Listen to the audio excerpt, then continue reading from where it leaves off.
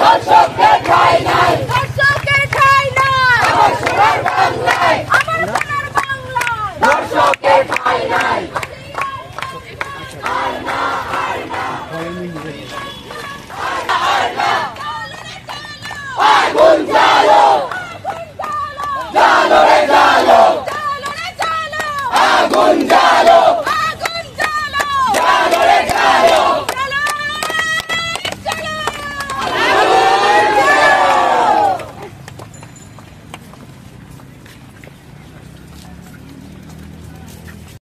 আমি কে, আমি কে, আসিয়ার কান্না, আর না, আর না, আমার বোনের কান্না, আর না, আর না, তোদের কান্না, আর না, আর না, দুনিয়ার কান্না,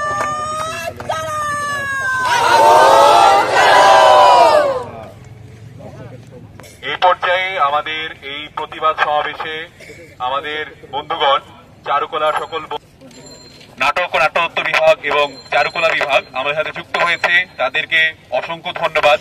আমাদের সাথে সহকর্মী এবং শিক্ষার্থীবৃন্দ, আমল থেকে আমল যায়, কিন্তু পেট্রিয়ার্কি বিষয়ে ভিত্তিতে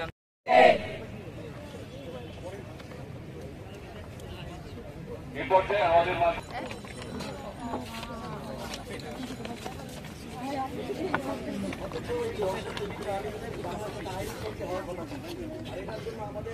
আমরা স্বপ্ন দেখেছিলাম একটা গণতান্ত্রিক বাংলাদেশ হবে, যে বাংলাদেশে কোনো বৈষম্য থাকবে না, যে বাংলাদেশে আমরা সবাই এবং ধর্ষণের প্রতিবাদেই আমরা আজকে একত্র হয়েছি, যেন ভবিষ্যতে আর এমন কিছু না হয়, এবং এমন কিছু হলেও যেন আমরা সবাই মিলে একাত্মতা প্রকাশ করতে পারি, আমরা এক হতে পারি, আমরা পাশে থাকতে পারি। মানববন্ধনটা আমাদের মেইনলি হচ্ছে গিয়ে ধর্ষণের বিরুদ্ধেই। আমাদের দেশের বর্তমান যে অবস্থাটা আমরা দেখতে পাচ্ছি, এটা আমাদের কারোই কাম্য না, কিন্তু তারপরও হচ্ছে এই দিনগুলো আমাদের দেখতে হচ্ছে। আমাদের সরকারের কাছে এটাই হচ্ছে গিয়ে আবদার যে আমাদের যাতে নিরাপত্তাটা তারা এনশিওর করতে পারে, আমরা যাতে নিরাপদ নিজেদেরকে ফিল করতে পারি। আমাদের এই দেশে যদি আমরা কেউই নিরাপদ না থাকি, তাহলে এই নিরাপত্তার দায়ভারটা কে নিবে? ওনারা যদি সরকার হয়ে আমাদেরকে সেই নিরাপত্তাটা দিতে না পারে, তাহলে এটা সম্পূর্ণই তাদের ব্যর্থতা।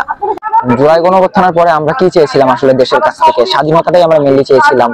আমার একটা প্রশ্ন হচ্ছে এই ছাত্রদের কাছে এবং বর্তমান সরকারের কাছে এবং আমাদের প্রতিটা জনগণের কাছে, যে আমরা কি সেই স্বাধীনতা আসলে পেয়েছি?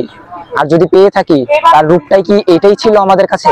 মেয়েদের নিরাপত্তাহীনতা আমরা কেউই দিতে পারছি না। নিরাপত্তাহীনতা আমাদের বর্তমান সরকার, তারা গরিব মসিদা করে তার নিজেদের ব্যর্থতাও স্বীকার করছে না। আজকে সারা বাংলাদেশে নারীরা, সাধারণ নাগরিকেরা, বিবেকবান মানুষেরা আপনার যে অপসারণের দাবি তুলেছে, আপনার যে পদত্যাগের দাবি তুলেছে, আমাদের নারীদের নিরাপত্তা দিতে ব্যর্থ হয়েছেন। আজকে ধর্ষণ হচ্ছে, ছিনতাই হচ্ছে, ডাকাতি হচ্ছে দেশের পরে দেশে। 7টা মাস যাবৎ আমরা পত্রিকা খুললে, টিভি চ্যানেল খুললে এর বাইরে কোনো খবরেই দেখতে পারি না। 8 বছরের একটা শিশু যাকে ধর্ষণ করা হয়েছে, অর্থাৎ ধর্ষণ করেছে কে? তার দুলাভাই এবং তার বোনের শ্বশুর। বাংলাদেশের নিরাপত্তা আসলে কারো কাছেই নেই। আপনারা ক্ষমতাতে যারা আছেন, যারা সুবিধাভোগী, তারা নারীর কোনো আচরণ, কোনো পোশাক সে কি পরবে, এটা আপনি একটি রাষ্ট্রে বসে ঠিক করে দিতে পারেন না। আপনার জন্য যেটা সহি সেটা আপনি করুন, নারী নিজের জন্য যা সহি মনে করবে তাকে সেটা করতে দিন। মূলত সারা বাংলাদেশে যেভাবে নারী নির্যাতন, নারীর প্রতি সহিংসতা, ধর্ষণ, এর বাইরেও চুরি, ডাকাতি, রাহাজানি বৃদ্ধি পেয়েছে, সেগুলোর বিরুদ্ধে একটা সম্মিলিত প্রতিবাদ, ছাত্র শিক্ষকদের প্রতিবাদ এখানে। এবং এই প্রতিবাদ লিপিটা এই কারণে করা হচ্ছে যে আমরা যে জুলাই আগস্টের অভ্যুত্থান পরবর্তী আমরা যে আমাদের আশা আকাঙ্ক্ষা যে ছিল যে শান্তি শৃঙ্খলা ফিরে আসবে, কিন্তু অদ্যাবধি 7 থেকে 8 মাস চলে যাচ্ছে, আমাদের আইন শৃঙ্খলা পরিস্থিতি কিন্তু ওইভাবে উন্নতি হয়নি, বরঞ্চ অবনতির দিকে যাচ্ছে। এই কারণেই যে কোনো ঘটনা ঘটছে সবগুলোই বলা হচ্ছে ফ্যাসিস্টদের দোসররা করছে, অর্থাৎ এটা দায়িত্ব এড়িয়ে যাওয়া। স্বরাষ্ট্র মন্ত্রণালয়, স্বরাষ্ট্রমন্ত্রীর কাছে আহ্বান জানাবো দ্রুত পদক্ষেপ গ্রহণ করা, যারা এই পরীক্ষাগুলোর সঙ্গে যুক্ত তাদেরকে ধরে দৃষ্টান্তমূলক শাস্তি নেওয়ার জন্য। বেআইনি সংগঠনগুলো এখন রাজপথে, তাদের কিন্তু ঠেকানো যাচ্ছে না। বিশেষ করে মব জাস্টিসের নামে যে বিষয়গুলো ঘটনা হচ্ছে, সেগুলো কিন্তু আমাদের রাষ্ট্রীয় স্থিতিশীলতার পরিপন্থী। এ কারণে আমরা এখান থেকে দাবি জানাবো অবিলম্বে দ্রুত শাস্তিমূলক ব্যবস্থা গ্রহণ করে ধর্ষণদের শাস্তি দিয়ে আইন শৃঙ্খলা পরিস্থিতি উন্নতি করা। ধন্যবাদ।